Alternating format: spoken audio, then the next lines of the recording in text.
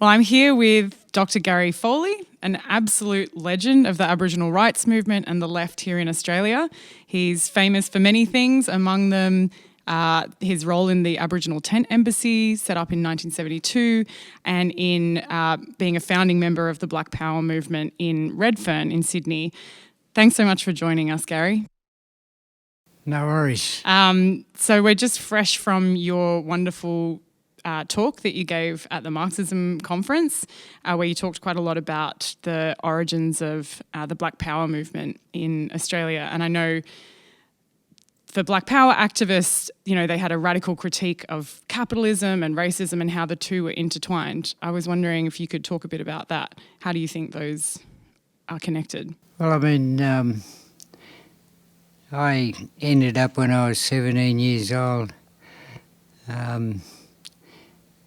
I ended up in a place called Redfern at a time when it grew from a community of about 1,500 people to 35,000 within the space of 2 or 3 years.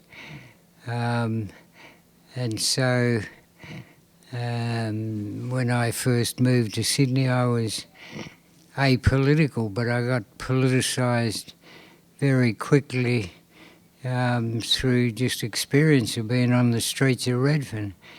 In those days we were subjected to intense and brutal police harassment and intimidation by what is now historically understood to be an incredibly corrupt New South Wales police force, and a small group of us from different parts of New South Wales. But the thing we had in common was that we were young, we were black, and we were the recipients of a lot of the brutality and harassment that was happening on the streets. And so a small group of us got together, decided we wanted to do something about the police attacking us, and because we were all just sort of half-educated, we decided to educate ourselves. And so what we learnt, we drew from knowledge and experience of what was happening with other people in other parts of the world who were in similar situations to us. So, I mean, we learned our politics on our feet. And we had all come from, despite the 60 or 70 years of the old apartheid system in New South Wales, a lot of the traditional ways of doing things were still in effect, under the noses of the New South Wales authorities, which meant that we grew up in what I would argue is a socialist sort of society, where people shared. As Chicka Dixon used to say, our society was a society of caring and sharing. We were all each other's brothers and sisters keepers. And the sort of society that we had, we felt, had endured about 60 to 80,000 years in this landscape without destroying it, without bringing about the extent of destruction that's happened in just a couple hundred years of European occupation and so forth. So what I'm saying is we learned our politics on our feet. I was wondering if I could ask you about what's happening in Palestine, because I know you've been at a lot of the mass demonstrations here in Melbourne, fighting for the rights of Palestinians and against the bloodshed, the war in Gaza. Why are you so motivated to fight for the rights of Palestinians? Because many years ago, about 50 or more years ago, when I was hanging around Monash University, I think it might have been at the time of the Yom Kippur War, the Jewish students at Monash set up a table to raise funds for Israel. And one day Bruce McGuinness, my mentor, and I, Bruce was going to Monash at the time, I was just hanging out and learning from Bruce. And one day we arrived at uni and we walked into the union and here was a big gang of students beating up on one guy. And Bruce and I, being from Fitzroy, of the tram tracks dreaming, we knew that this wasn't a fair fight, and so we stepped in to try and break up the melee. And as soon as we did that, the students started attacking me and Bruce, and then all these left-wing students saw what was happening to me and Bruce, and they jumped in, and in the midst of the bigger brawl that was happening, Bruce and I grabbed the guy who was being beaten up in the first place and pulled him out and said to him, "What was that all about?" And he said, "I'm a Palestinian." The only Palestinian on the big Jewish campus of Monash in 1972. And it was from meeting Muhammad and becoming friends and having him educate us a little bit about what the situation of the Palestinians was at the time. And remember, at the time, the Palestinians were being demonised and vilified in as bad a way as they still are today, but to a far greater extent, in being all Palestinians were effectively labelled as terrorists back in those days, you know. And when anyone tried to lay a mass label like that on anybody, we, you know, and the Aboriginal movement knew there was something sus about that. And the more we learned about what the situation of the Palestinians were, the more we saw historic parallels and similarities in our experiences as subject to a settler colonial invasion and society being imposed upon and around us, you know. And so we established strong connections in the old Black Power land rights movement in the early 70s, initially with Ali Kazak when he was the PLO's ambassador to this part of the world. Back in those days, Ali spoke at our land rights rallies, and we spoke at, pro-Palestinian rallies. But the difference between then and now, and the positive difference I see, is back in those days, any people who demonstrated in support of the Palestinians were, labelled as pro-terrorist and all this sort of stuff. And back in those days, we'd be lucky to get 500 or 1,000 people out on the streets in support of the Palestinians, whereas in recent times, largely because of, what everybody now perceives and understands is the brutality of the Israeli response. At times at some of the rallies in Melbourne, you've been getting up to 100,000 people. That's a sign that maybe the winds are changing, and the dominance in the propaganda racket that one side has had since the Second World War, maybe that's starting to diminish, and people are starting to see the reality of what's going on there. Yeah, and one major target of the pro-Palestine movement here in Australia has been the Labor government, the Albanese government that we're living under right now. And I know, the Black Rights Movement has had to contend with the Labor Party sort of posing itself as the friend of Aboriginal people. Often people think that because of Whitlam passing the sand through the hand of Vincent Lingiari, that Labor are the friends of black people in this country. What do you think about the current Labor government and their sort of legacy as well? I think that ironically, ever since Mal Fraser, I've despised all politicians of all political persuasions. As I said today, with the possible exception of Lydia Thorpe, but I know Lydia's political lineage and magnificent sort of political family that she comes from. But I largely detest politicians. They, talk out of both sides of their mouth, and I wouldn't trust anything that any politician ever said to me. And that comes from a long experience going back to pre-Whitlam of having dealt with, a whole array of Australian Prime Ministers at various times in a galaxy of ministers for Aboriginal affairs of all political persuasions.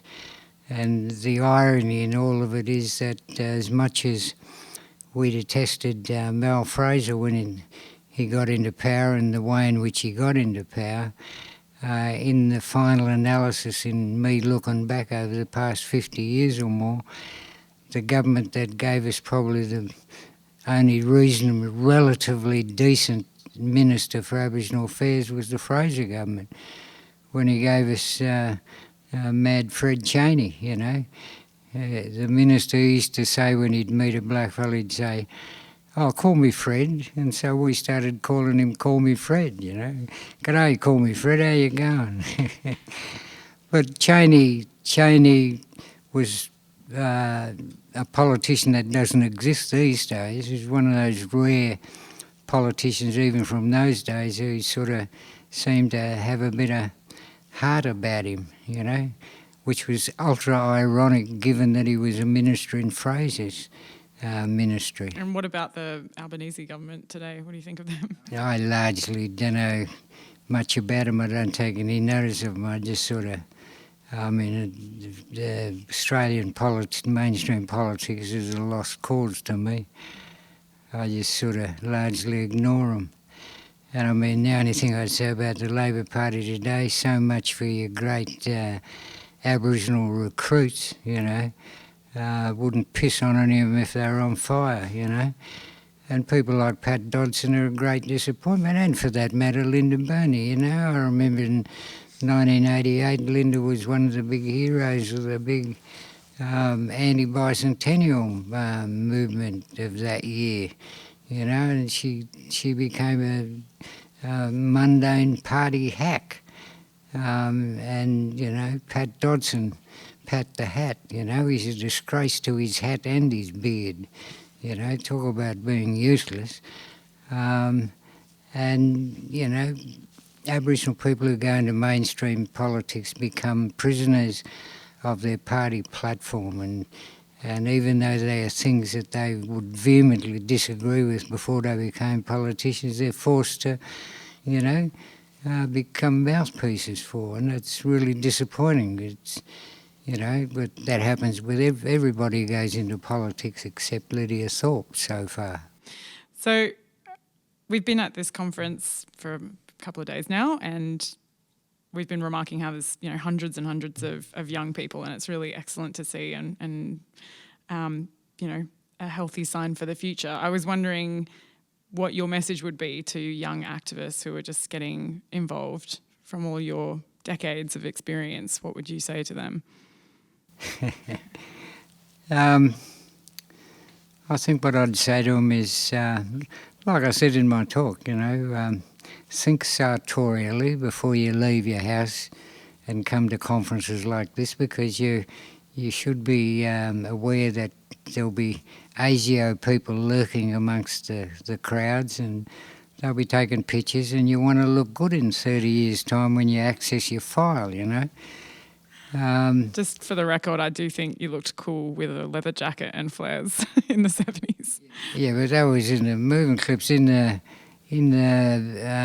still photos, surveillance photos, they caught me in my lumberjack shirt, and I'm a lumberjack and I'm okay. And the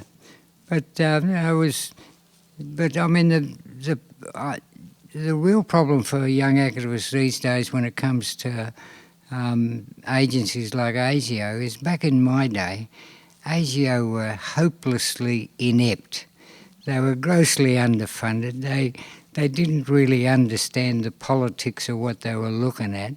That's clearly evident in the files they gathered on us, and so they were fairly useless. And people need to remember that it wasn't until the Hilton bombing in the late 70s that overnight, suddenly, magically, overnight, ASIO, people are probably not old enough to remember this, but in the lead up to the Hilton bombing in Sydney at Choggum, Commonwealth Heads of Government meeting, right up until that moment, ASIO was almost totally discredited, was on the verge of being, there was talk of it being disbanded and replaced with something else. That's how inept they had become. And then magically, overnight, suddenly there's a bomb goes off outside the CHOGM conference at the Hilton Hotel in Sydney. Overnight, ASIO gets massive new powers, vast new resources, and these days they've got technology that, you know, in our day, in order to eavesdrop on some of the Communist Party conversations that are in my file, they'd obviously had to drill through a wall and stick a little tiny mic through and have this giant tape recorder, reel-to-reel tape recorder recording everything. Whereas these days they don't need that, you know. As I was sitting out in the courtyard today, they probably got their satellite focused on, you know, what I was looking at on my phone or something. So they're a lot more dangerous these days. They've got a lot more powers these days. And despite recent times, their focus still is more on what you could call broader left-wing groups than it is on where the real danger is coming from, some of these lunatic fringe right-wing groups, extremist groups that are out there, you know. As we can see with what's happening in America at the moment, the way America's been polarised to the extent that it has. Well, other than watch out for ASIO and try to look cool when you leave the house, do you have any kind of message of hope for the future for this generation? I mean, one of the great things, as I turned round the corner on my bike today, I was riding through Melbourne Uni campus, and the streets, if you like, were deserted, and I was thinking, gee, I wonder if they got any people at this conference. And then suddenly I turned around a corner at the top of the old arts building, and there's this huge crowd in a carnival-like atmosphere. And most encouraging of all, not only to see a much bigger crowd than there was last year, but in the same way as I was really impressed last year with the numbers of younger people who were here, who were keen to learn and, you know, find out what an alternative take on what's going on around them in the world. And it's always a really encouraging sign when you see lots of young people, and not just lots of young people hanging around, lots of young people in that courtyard a little while ago conversing with each other, educating each other, talking to each other, relating to each other. That's the sort of stuff. It sort of brings back memories of some of the big demos of the late 60s, the anti-Vietnam War demos, where a bunch of us from Redfern would link up with the anti-Vietnam War movement and various other mobs that were, you know, and all sorts of really strong alliances developed out of that, which helped fuel our struggle and which also helped to sort of give credence to a lot of the struggles of others who, you know, we saw as of similar ideals to us and were worthy of our support, you know. Well, you've kind of started to answer my final question, which was actually about the Marxism Conference. I know that you remembered that your first ever conference, Marxism Conference, was 2011. That was mine as well. And I think the first person I saw speak at that conference was you. So it's nice to be here 13 years later talking on the podcast. But I was wondering what you think the importance of a conference like Marxism is. I think it's incredibly important because of the access it gives young people to alternative ideas to the mainstream, that they get fed on a daily basis, either in their classes, especially if they go to Melbourne Uni, and also that they get fed, through the mainstream media. And it's important that they are able to formulate and develop their own analyses from an informed base, rather than some of the conspiracy theories and that they might encounter on social media. So to get people generally talking about things at a conference like this in itself is significant, but to have an extraordinary number of young people engaged in that process is even, is the cherry on top. And as I said in my talk, I think it augurs well for the future. It gives me hope that when I'm dead, which could be by this time next year, that there's, another generation out there ready to take up the baton and take the struggle to the next stage, to the next phase, which is all my generation was doing when we took up the baton from the old mob who we, told to go away. In the same way the younger generation are now saying to my generation, well, you mob had your go and you didn't do much good, so get out of the road and let us young mob in. And that's exactly what that younger generation should be doing, because the world that they live in today is radically different to the world I've been talking about in my lecture today that I grew up in. They are more au fait with what's going on around them and what the significant technological gadgets and things that they're utilising to get their message. Well, they know more about that than me nowadays.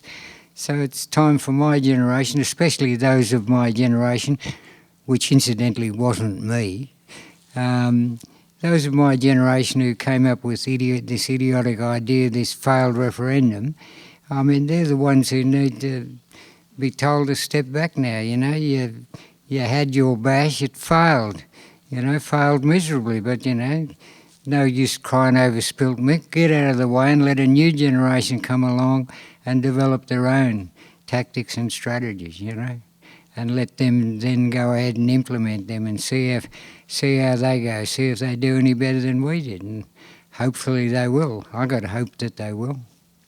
Me too, but I think we have heaps and heaps to learn from you. Thanks so much for joining me on the podcast today and for coming to the conference, Gary. No worries.